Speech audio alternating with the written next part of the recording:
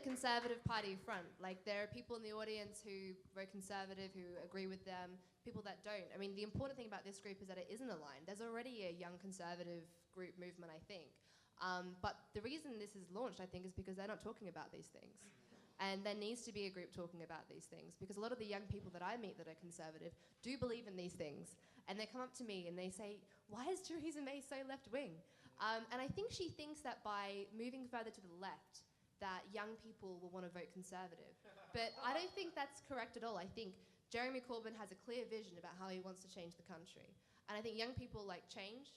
They want to be part of a change. And so the way to oppose his change message is not, oh, maybe we'll do a little bit of that. It's to have a competing vision. And we want to set out a free market vision for the future of this country. And we really hope that maybe some Conservative MPs might listen. They're not all bad. There are some actual Conservatives in the Conservative Party, but I think the leadership is way too left-wing at the moment. You're right. Well, let's be really honest about this. The Conservative Party in 2019 is not Conservative. Not Conservative whatsoever. I mean, we've got a Conservative councillor here who says they're not Conservative. Now, that doesn't mean that the Conservative Party can't change. That doesn't mean that, you know, when Theresa May goes, we might have an actual Conservative as leader. I mean, Theresa May is not the Conservative Party. She is Tony Blair 2.0. I think she's even more left-wing than Tony Blair, the Labour Prime Minister for 13 years.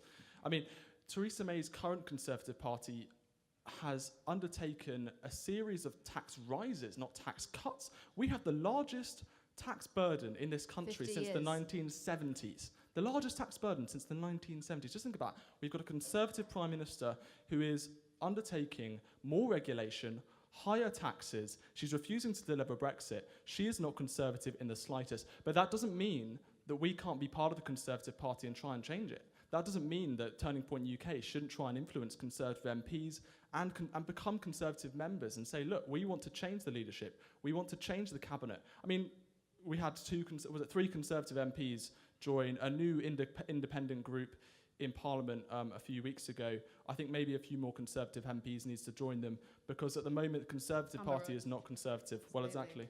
And I'll tell you a funny anecdote. I was on a panel with a Conservative MP who is now an independent MP, and we were talking about the cost of living. And I said, you know what, if you want to help people with the cost of living, why don't you just take less money away from them? Stop taxing them so much, let them keep more of their wage.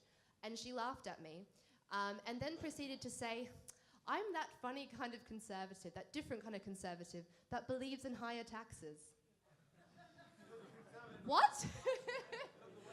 So, yeah, we're in real trouble with the Conservative Party at the moment.